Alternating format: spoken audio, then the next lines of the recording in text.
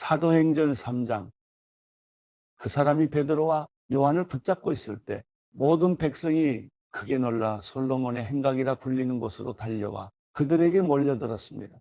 베드로가 이것을 보고 백성에게 말했습니다. 이스라엘 사람들이요, 왜 이를 이상하게 생각합니까? 또 우리 자신의 능력과 경건으로 이 사람을 걷게 한 것처럼 왜 우리를 주목합니까? 아브라함과 이삭과 야곱의 하나님, 곧 우리 조상의 하나님께서 그분의 종 예수를 영화롭게 하셨습니다.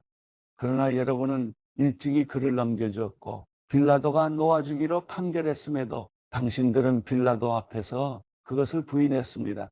여러분은 거룩하고 의로운 분을 거절하고 도리어 살인한 사람을 놓아달라고 요청해 생명의 근원 되시는 분을 죽였습니다. 그러나 하나님께서는 그분을 죽은 사람들 가운데서 살리셨습니다. 우리는 이 일에 대해 증인들입니다. 예수의 이름을 믿는 믿음으로 인해 그분의 이름이 여러분이 보고 하는 이 사람을 온전케 했으니 예수로 인해 난 믿음이 여러분 앞에서 이같이 그를 완전히 낫게 했습니다. 형제들이여, 이제 나는 여러분이 여러분의 지도자들처럼 무지해서 그렇게 행동했던 것을 압니다. 그러나 하나님께서는 모든 예언자들의 입을 통해 그리스도께서 고난받아야 할 것이라고 미리 선포하신 것을 이와 같이 이루셨습니다. 그러므로 여러분은 회개하고 돌아오십시오. 그래서 여러분의 죄 씻음을 받으십시오. 그러면 주 앞에서 새로워지는 때가 올 것이요, 주께서 여러분을 위해 미리 정하신 그리스도 예수를 다시 보내실 것입니다. 그러나 하나님께서 영원 전부터 그분의 거룩한 예언자들의 입을 통해 말씀하신 대로 만물을 회복하실 때까지 예수는 마땅히 하늘에 계셔야 할 것입니다. 모세는 말하기를 주 하나님께서 너희를 위해 너희 형제 가운데서 나 같은 예언자 하나를 세울 것이니 그가 너희에게 말하는 것은 무엇이든지 다 들으라. 누구든지 그 예언자의 말을 듣지 아니하는 사람은 백성 가운데서 멸망당할 것이다라고 했습니다. 또 사무엘과 그 뒤를 이은 모든 예언자들도 이때를 가리켜 예언했습니다. 여러분은 예언자들의 자손이요, 또 하나님께서 여러분의 조상들과 더불어 세우신 언약의 자손입니다. 하나님께서 아브라함에게 내 후손으로 인해 땅의 모든 족속이 복을 받을 것이다라고 말씀하셨습니다. 하나님께서 여러분의 악으로부터 각자 돌아서게 하셔서 여러분에게 복 주시려고 자기의 종을 세워 여러분에게 먼저 그를 보내셨습니다.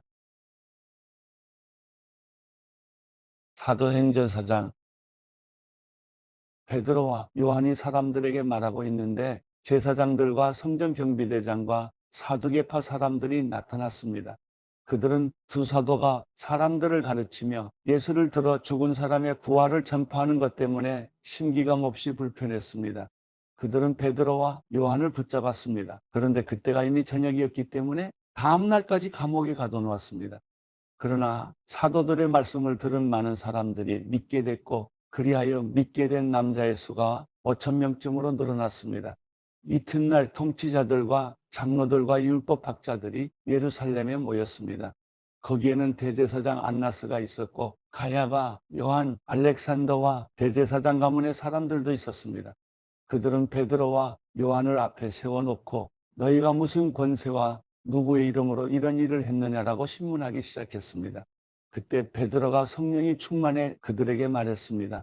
백성의 통치자들과 장로들이여, 오늘 여러분이 걷지 못하는 사람에게 일어난 선한 일에 대해 해명하라고 우리를 부른 것이라면, 또 그가 어떻게 낫게 됐는지 묻는 것이라면 여러분과 모든 이스라엘 백성들은 이 점을 알아야 합니다.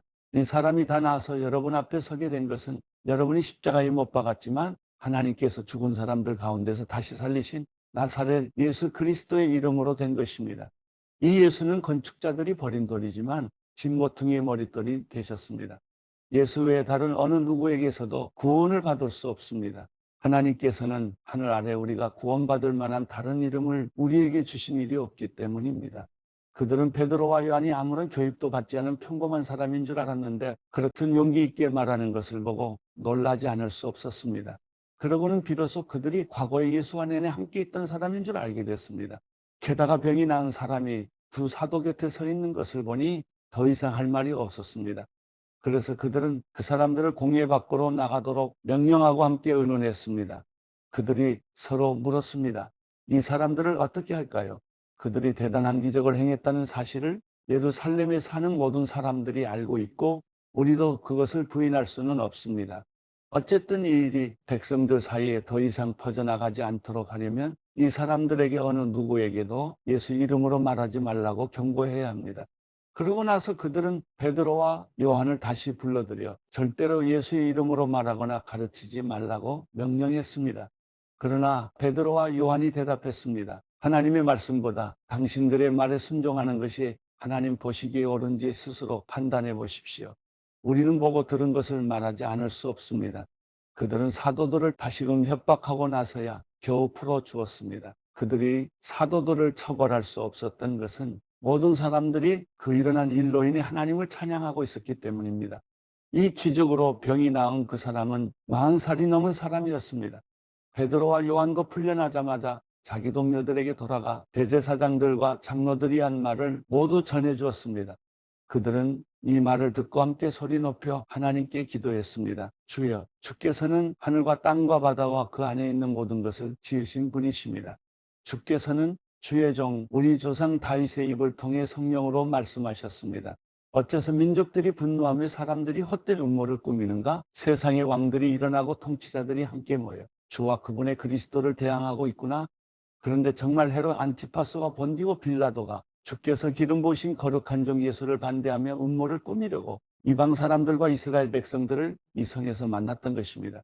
주의 능력과 뜻의 미리 정하신 일을 그들이 단지 이룬 것뿐입니다. 그러니 주여, 그들의 위협을 보고 주의 종들을 도와 주의 말씀을 담대하게 전하게 하소서. 주의 손을 펴서 주의 거룩한 종 예수의 이름을 통해 병을 고치게 하시고 표적과 기사를 행하게 하소서. 그들이 기도를 마치자 모여있던 곳이 진동했습니다. 그리고 그들은 모두 성령으로 충만해져 하나님의 말씀을 담대하게 전했습니다. 믿는 사람들은 모두 한마음 한뜻이 됐습니다. 자기 재물을 조금이라도 자기 것이라고 주장하는 사람이었었고 가진 것을 모두 공동으로 사용했습니다. 사도들은 큰 권능으로 주 예수의 부활에 대해 증언했고 풍성한 은혜가 그들 모두에게 임했습니다. 그들 가운데 부족한 것이 있는 사람은 전혀 없었습니다. 이따금씩 땅이나 집을 소유하고 있던 사람들이 그것을 팔아서 돈을 가져다가 사도들의 발 앞에 바쳤습니다. 그러면 누구든 필요한 사람에게 나눠줬기 때문입니다. 키프로스 출신인 요셉이라는 레위 사람이 있었습니다. 사도들은 그를 바나바라고도 불렀는데 바나바는 위로의 아들이라는 뜻입니다. 그 사람이 자기의 밭을 팔아서 그 돈을 사도들의 발 앞에 갖다 놓았습니다. 사도행전 5장. 아나니아라는 사람은 그의 아내 삽비라와 함께 재산을 팔았습니다. 그는 그 돈의 일부를 떼어 자기 것으로 숨겨두고는 나머지를 사도들의 발 앞에 가져와 바쳤습니다. 그의 아내도 이 사실을 다 알고 있었습니다. 그러자 베드로가 말했습니다. 아나니아야, 어떻게 내가 사탄에게 마음을 빼앗겨 성령을 속이고 땅값으로 받은 돈의 일부를 내 것으로 몰래 숨겨놓았느냐? 그 땅은 팔기 전에도 내 소유였고 또 팔고 난 뒤에도 내 마음대로 처분할 수 있지 않았느냐? 그런데 왜 이런 일을 마음에 품었느냐? 너는 사람을 속인 것이 아니라 하나님을 속인 것이다. 아나니아는 이 말을 듣자마자 쓰러져 죽었습니다. 그리고 이 일을 듣는 사람들은 모두 두려움에 사로잡혔습니다. 그때 청년들이 들어와 그 시체를 싸서 들고 나가 묻어주었습니다. 3시간쯤 지나서 그의 아내가 무슨 일이 일어났는지도 모르고 들어왔습니다. 베드로가 그녀에게 물었습니다. 말해보아라. 너와 아나니아가 땅을 팔아받은 돈이 이것뿐인가? 삽비라가 대답했습니다. 네, 그게 전부입니다. 베드로가 그녀에게 말했습니다.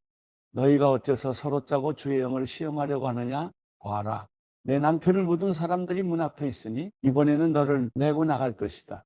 바로 그 순간 삽비라도 그 발 앞에 쓰러져 죽었습니다.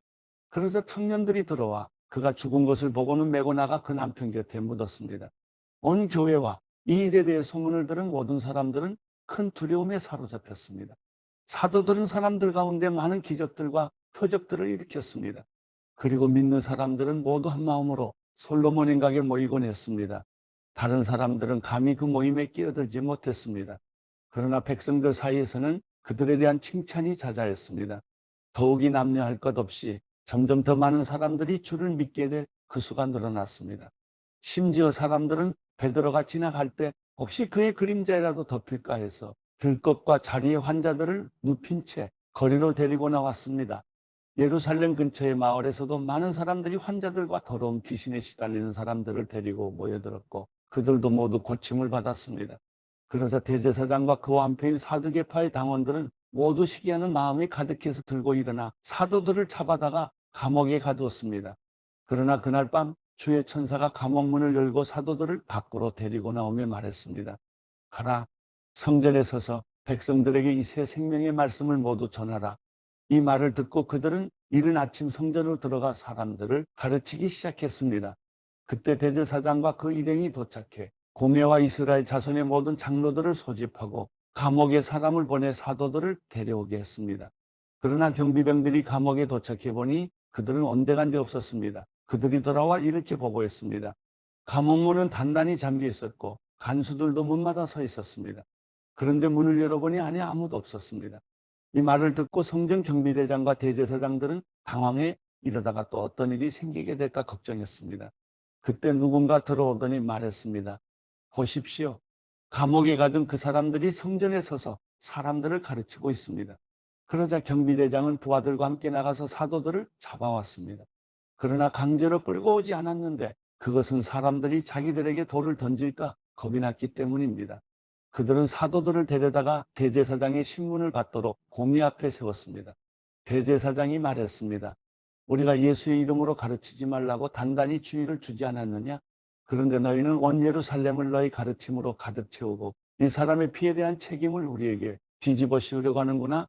베드로와 다른 사도들이 대답했습니다. 사람에게 순종하기보다 하나님께 순종하는 것이 마땅합니다. 당신들이 나무에 달아 죽인 그 예수를 우리 조상들의 하나님께서 살리셨습니다. 하나님께서는 이스라엘에게 회개와 죄 용서를 주시려고 예수를 그분 오른편에 높이셔서 왕과 구세주가 되게 하셨습니다. 우리는 이 모든 일들의 증인이고 하나님께서 그분께 순종하는 사람들에게 주신 성령 또한 그 일들의 증인이십니다. 그들은 이 말을 듣고 화가 치밀어 사도들을 죽이려고 했습니다. 그런데 가말리엘이라는 한 바리새파 사람이 공회 가운데 일어났습니다. 그는 율법학자로서 모든 사람의 존경을 한 몸에 받고 있는 사람이었습니다. 그는 사도들을 잠시 공회 밖으로 내보내라고 명령하고는 이렇게 말했습니다. 이스라엘 사람들이요, 여러분이 지금 저 사람들에게 하려는 일에 신중을 기해야 합니다. 언젠가 드다가 나타나서 자신이 대단한 사람인 양 공포하고 다니자 400명가량의 사람들이 따랐습니다. 그러나 그는 죽임을 당했고 그를 추종하던 사람들은 모두 뿔뿔이 흩어지고 말았습니다. 결국 그 일은 아무것도 아닌 일로 끝났습니다. 그 사람 뒤에도 갈릴리 사람 유다가 인구조사를 할 때 나타나서 많은 추종자들을 거느리고 반란을 도모했지만 역시 죽임을 당했고 그를 추종하던 사람들도 모두 흩어졌습니다. 그러니 지금의 경우에 대해서도 내가 한마디 하자면 저 사람들을 상관하지 말고 그냥 내버려 둡시다. 만일 그 목적이나 행동이 사람에게서 비롯된 것이라면 망하고 말 것입니다. 그러나 만약 하나님으로부터 나온 것이라면 이 사람들을 막을 수 없을 것입니다. 행여나 여러분이 하나님을 대적해 싸우는 사람이 될까 두렵습니다. 그의 충고는 충분히 설득력이 있었습니다.